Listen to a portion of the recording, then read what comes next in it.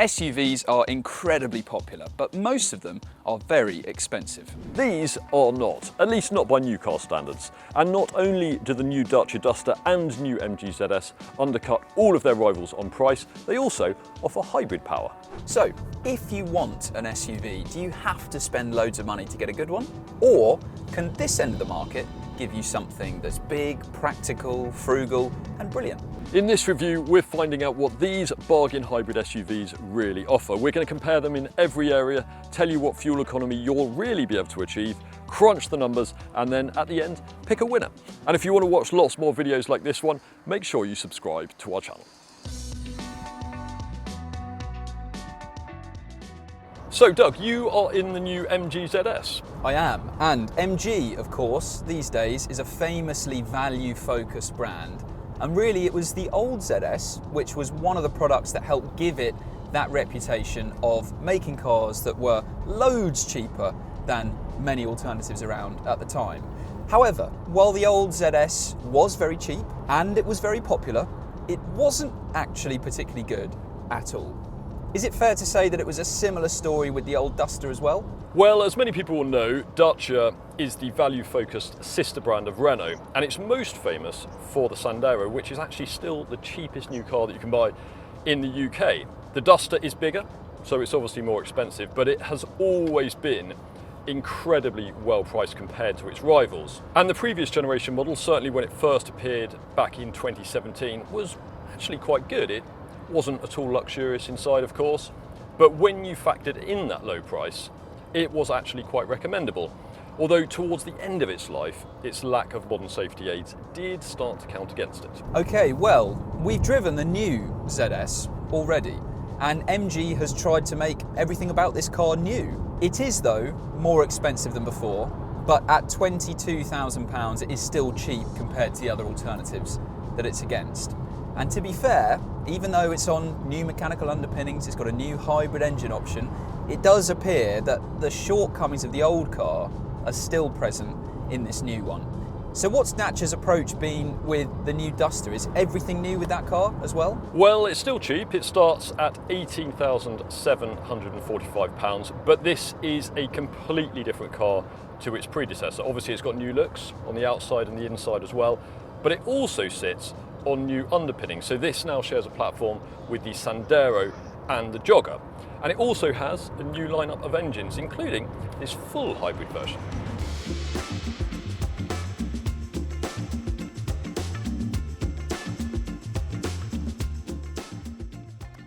So Will, let's talk about the specs of these cars that we have here and see how they compare for numbers. So with the ZS, currently there's no choice in the engine lineup. Next year, there is going to be a cheaper pure petrol option, but for now, if you buy a ZS, you will get this hybrid option. And even for the trim levels, there's not really much choice there because there's just two to pick from. This is a range-topping trophy ZS, and that means that it gets lots of equipment as standard, and the list price is just under £24,500. So what about the Duster that you've got there? Well, there's certainly more choice when it comes to engines. So the cheapest is actually a bi-fuel LPG version, and then there's a mild hybrid, and then right at the top of the range there's this, which is a full hybrid, although this particular car is in mid-spec journey trim. And although the Duster looks pretty temptingly priced at the entry point of its range, this car actually costs just under £26,000. Wow, okay, so not even the most expensive version of the Duster is about £1,500 more than this, which is the most expensive ZS that you can buy. It is. So surely that means if that's so much more expensive, it's got a big, powerful engine under the bonnet. Well, these things are relative, Doug. This has a 1.6 litre petrol engine under here, but it also has 2 electric motors and a total of 139 brake horsepower. So on paper, this can do 0 to 62 in 10.1 seconds, which isn't bad. That's not bad, but this is like a hot hatch by comparison. So it's got a 1.5 litre petrol engine and an electric motor, and the total system output is 194 brake horsepower. So that means the official 0 to 62 mile an hour time for this car is 8.7 seconds, which for a little hybrid SUV like this is actually pretty rapid. It is, but I bet that means that fuel economy isn't very good at all, because on paper, this can do 55.4 mpg. Well, funnily enough, the official fuel economy figure for this car is exactly the same. at 55.4 mpg. Fake news. But obviously in this test, we're doing a real world fuel economy run that's going to show us exactly what you can achieve in proper real world driving conditions in both of these cars. Okay. But it does seem that so far, in terms of the numbers, it's the ZS that has got the upper hand over the Duster. I would agree. Well, now let's look inside.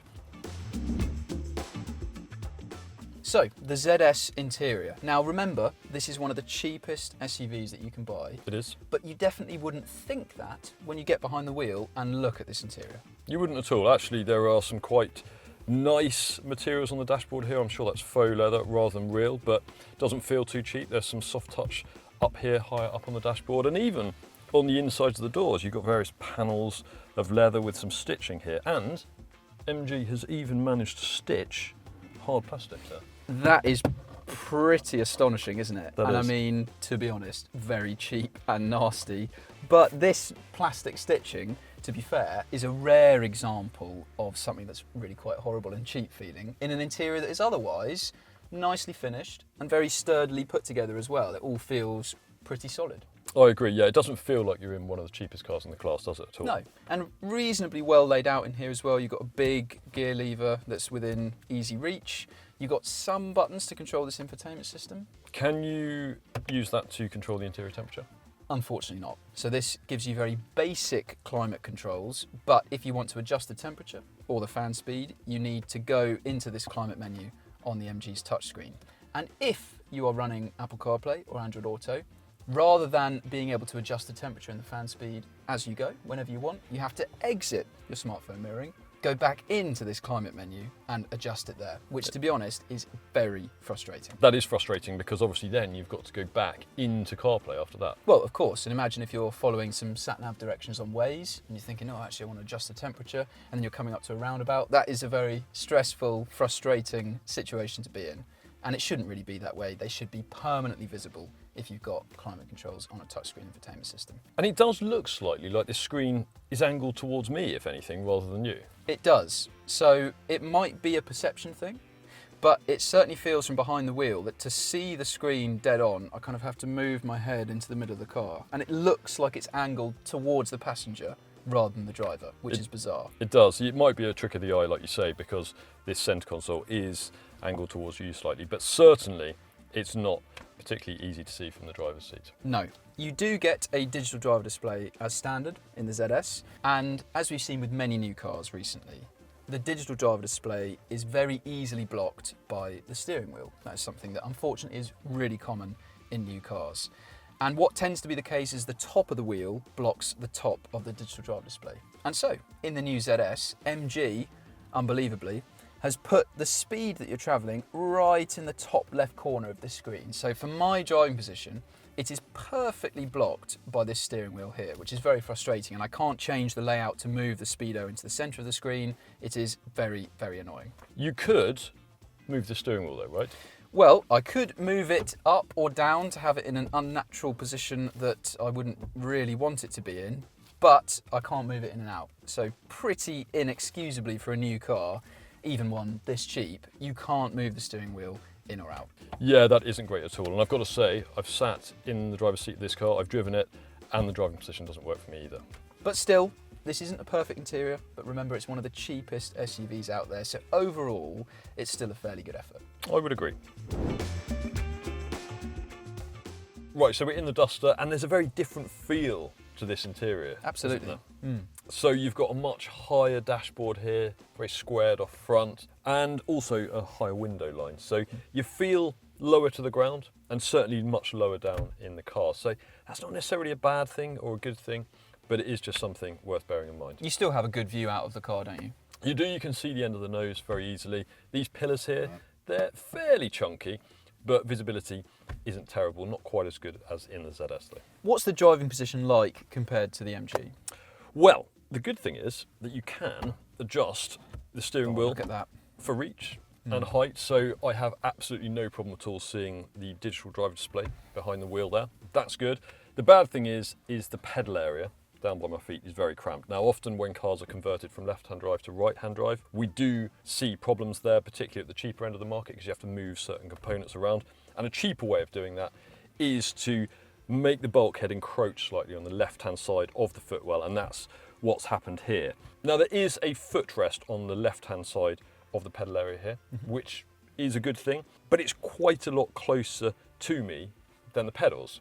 So when I'm driving down the motorway, I'm sort of tilted at an angle here, which isn't very comfortable at all. And also the brake pedal is way closer towards me than the accelerator pedal, which isn't ideal either. And also, these seats, they don't have a huge amount of lower back support either. The seats in the ZS are a bit more comfortable than what you have in here. What's really not great in the Duster though, is that the armrests here are just absolutely rock hard plastic. Yeah, I completely agree. This central one is padded. It has a kind of weird wetsuit type material on it, but the one on the door is rock hard, and even after about 5 minutes behind the wheel, I do start to find that a bit uncomfortable. I've driven it for more than an hour this morning, and I've got a bit of a bruise on my elbow, to be honest. The one in the ZS is padded, so it's a bit of a shame that Dacia hasn't padded this armrest here. But something else good about the Dacia though, is that look at all the physical buttons you've got here for the climate controls. That is really good, isn't it? And this whole arrangement actually is angled towards me slightly. The driver, as we said in the ZS, we're not quite sure if it's actually angled towards the passenger slightly. But yes, you don't have to worry about going out of Apple CarPlay or Android Auto if you want to adjust the interior temperature on the move.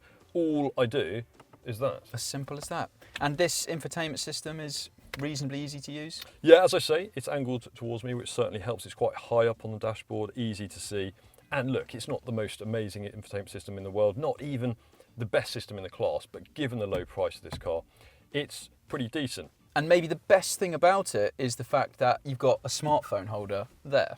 You do. I think that is mainly because the entry-level trim on the Duster, which you can't actually get with this hybrid, doesn't get an infotainment screen at all. So you might need to use your phone there, but it's still useful to have all the same. Now, what about interior quality? Because this is a very different approach to the budget end of the SUV market compared to the ZS. The ZS has tried to put some fancy materials around and disguise the fact that it's really very cheap. Not the same thing in the Duster. That is a very good point. Now, I think it's important to acknowledge that not everyone cares about soft touch interiors. Sure. And we do get quite a few emails and comments from readers to say that they really don't care. And that's fine. And if you don't care about hard interior plastics, then you'll think the interior in the Duster is absolutely fine, because it is all hard. But the design, it's not too drab. It's got a bit of quirkiness to it. But I think if you do prefer a slightly more upmarket interior feel with some softer touch materials, then you might get on a little bit better in that ZS. So in terms of interior quality, it's the ZS that has got the edge does. over the Duster. But in terms of driving position, okay, neither car is perfect, but the Duster is a bit better in that area. Yeah, I would say that the ZS has a slightly nicer interior. It's a little bit easier to see out of. But the flip side is that this has not a perfect, but a better driving position, and certainly a more ergonomically sound arrangement for this infotainment system and the air conditioning controls. Let's test what the practicality is like. So, the rear seats of the ZS, what are they like? Well, I think it's important to point out that although the ZS and the Duster are priced below cars like the Ford Puma and the Peugeot 2008, and some people might be thinking they are rivals to those cars, but actually this is quite a bit bigger. So the ZS is actually longer than a Nissan Qashqai, believe it or not. So unsurprisingly, it has lots of space in the back. As you can see, I have lots of space in front of my knees there. This seat in front is set up for my driving position. I'm just over 6 feet tall, and I'm absolutely fine. I've got lots of space for my feet under this front seat. I've got a good view out thanks to these tall side windows, and I've even got some rear air vents. So even by the standards of more expensive family SUVs, this is really, really impressive. Okay, well let's see how it compares to the Duster. So what's this like in the rear seats? Well, the Duster is a slightly shorter car than the ZS, and you can really feel that in the back when it comes to knee room. So this seat in front, again, is set up for my driving position, and legroom isn't quite as good. It's not terrible, but definitely not as good as in that ZS. And unlike in the ZS, there are no rear vents. Headroom is also not quite as good as in the ZS, but it doesn't really matter because I can still sit bolt upright and my head is nowhere near the ceiling. The only thing is, getting in and out of this is a little bit more of a challenge because you've got quite a high sill here to step over. So overall, not bad at all, but for rear space, the ZS definitely takes the win. Okay, well let's see what the boots are like. Now, the ZS has officially the smaller of the two boots in this test, but it is not a small or terrible boot by any standard, really. You get a height adjustable boot floor as standard, the load capacity is pretty great, and in total we could just about, as you can see, squeeze 7 of these carry-on size suitcases into the boot here below the parcel shelf. So that is the number that the Duster needs to beat. Now, the Duster also has a height adjustable boot floor, but it is a slightly strange sort of 2-board contraption. And we've played around with this for quite a while, and we can't work out how to lie these 2 boards at the base of the floor side by side. So you kind of end up having to put one on top of the other. But even if you do that, you can see, got a lot of space inside, and you can fit 7 quite easily. And there's even a bit of space down the bottom there for some soft bags. And the boot closes absolutely fine. So that is the same number as the ZS, but actually there is a bit more room to spare in the Duster's boot, isn't there? Small margins, but this has the bigger boot. Okay, so the ZS has a slight advantage when it comes to interior quality up front. It's got better rear seats than the Duster as well. It's got a smaller boot, but the differences are pretty minimal there. So what are these cars like to drive? Well, we're in the ZS now, and you do notice pretty quickly that this is a relatively swift car. It actually is. It picks up quickly off the line, and it offers flexible performance even when you're going at motorway speeds as well. And okay, it's not going to win many drag races against performance cars, but against family SUVs, this does feel noticeably quicker than a lot of its rivals. And the hybrid system generally works pretty well. It's smooth, it doesn't have any kind of awkward screaming from the engine at times when you're not expecting it. So that is all relatively impressive. I would agree. What isn't so great about the ZS though is the ride. It's quite poor, isn't it? It is poor, it's a real weakness of the car on the road, certainly. So it's quite firm, it's unsettled as well, it doesn't really improve when you're on the motorway at high speeds. We're on a relatively smooth road now and it's just picking up on all these slightly uneven surfaces, and it's just not particularly comfortable. There are loads of other rivals which ride better than this car. There are. The slight upshot to that perhaps is that because it's slightly firmer than some rivals, when you go around a corner, it does remain fairly upright, but the steering is so lifeless that you wouldn't really describe this as a thrilling SUV to drive. Yeah, the steering is quite strange, isn't it? It's quite vague around the first few degrees of lock, and then when you wind on more lock, the weighting arrives in a really unnatural way. So this is not a pleasant car to drive quickly at all. It doesn't really give you much confidence. Absolutely. I mean, this isn't a absolute disgrace on the road at all. No. And it is very cheap compared to the other things that it's up against. But for a bit more money, there are lots of other cars which are more comfortable and better to drive. There are. Also, 21 degrees this interior is apparently. It feels absolutely freezing in here. I'm not really sure what's going on. We've set both cars up to 21 degrees, automatic to keep it fair, but it is absolutely freezing in the ZS. I think it says 21 degrees C here, but I think it might mean 21 degrees Fahrenheit. It could. Because it is very, very cold. It is. Should we drive the Duster? Yeah, let's go.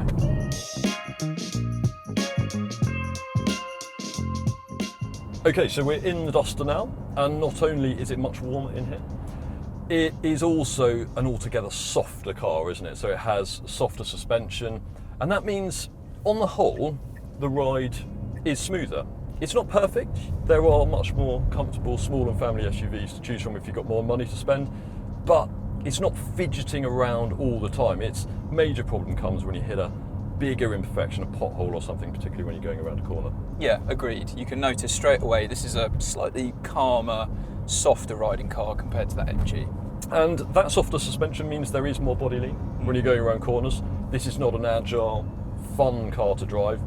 But actually, I think although the steering is quite light, it is a more relaxing, pleasant car to drive, really in all situations. Yeah, I agree.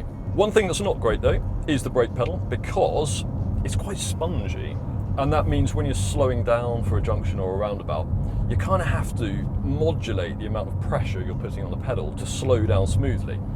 It doesn't come naturally, whereas I think in the MG it's got a firmer brake pedal, a little bit more reassuring. I don't know if you found the same? Yeah, I agree. The ZS doesn't have an amazing brake pedal, but it is easier to judge how to stop smoothly in that car than it is in this. And also, the hybrid system is a little bit smoother in that car as well. Yeah.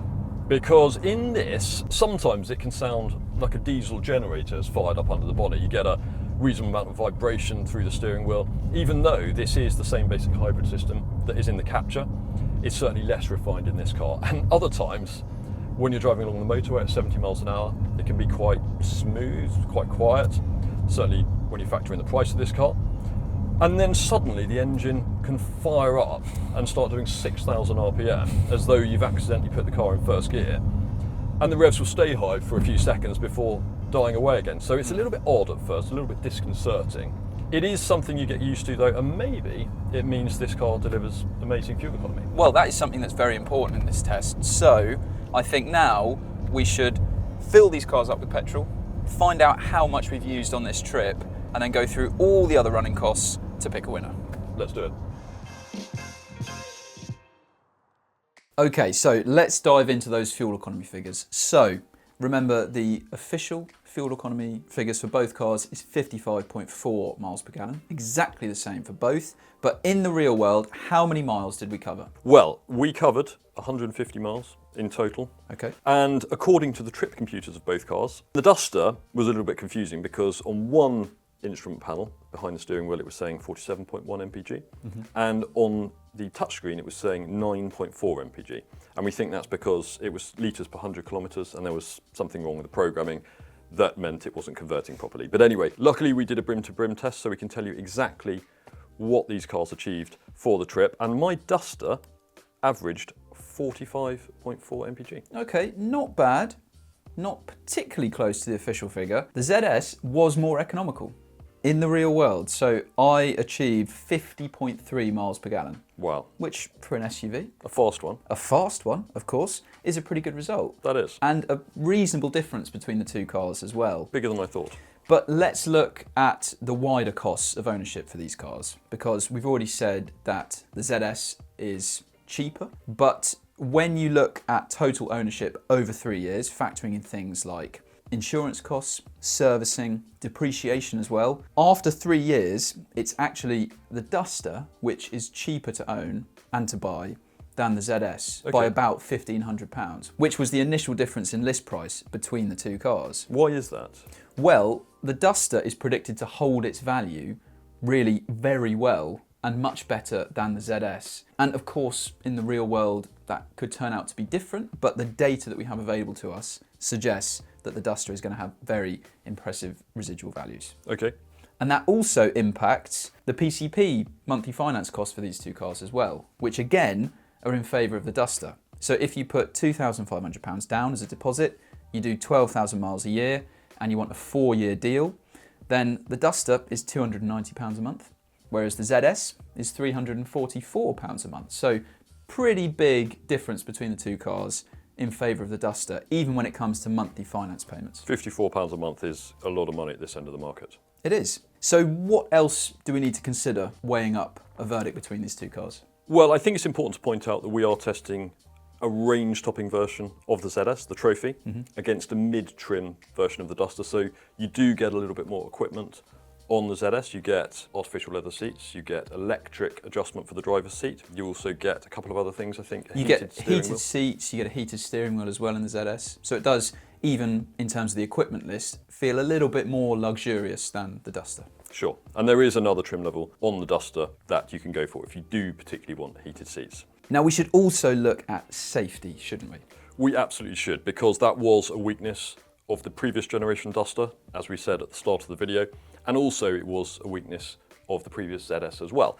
Both cars come with far more active safety equipment to help prevent you having an accident in the first place than their predecessors did. But we've also got to consider Euro NCAP crash ratings. But do we have data for both cars? Unfortunately not. So the ZS at the moment, there is no Euro NCAP rating, but there is one for the Duster, and it got 3 stars out of 5. So not particularly brilliant, but it is better than some other Dacia models, including the Jogger, which got 1 star, and the Sandero, which got 2 stars. And do we know why it scored 3 stars? Well, if you drill down into the results a little bit more, you can see that adult occupant protection for the chest of someone sitting in the front isn't particularly great.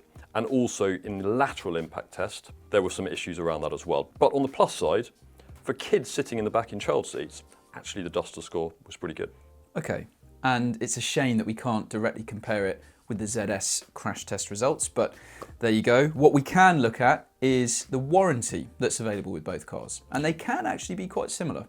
The ZS comes with a 7-year 80,000 mile warranty as standard, and if you go for the Duster, as standard you get a 3-year 60,000 mile warranty, which might sound a bit rubbish, but as long as you get your car serviced at a Dacia dealer every year, that will automatically be extended to 7 years or 75,000 miles, so pretty much the same on both cars. Okay, so the ZS has a slightly nicer interior up front. It does. It's more spacious in the rear seats. Definitely. The boots are very similar, but the Dacia's a little bit bigger. The Duster's also more comfortable and generally a bit better on the road and a little bit more refined, but there's a big difference when it comes to the finances, and that is in favour of the Duster, which is the cheaper car. Massively so, and I think that really is the deciding factor here, because we are talking about the lower end of the SUV market, and it's fair to say that neither of these cars is particularly brilliant. There are far better options out there if you're prepared to spend more money. So the fact that the Duster is vastly cheaper, particularly for PCP finance buyers, has to count in its favour. And for wider context against other SUVs, something like a Skoda Kamiq is far better than both of these cars.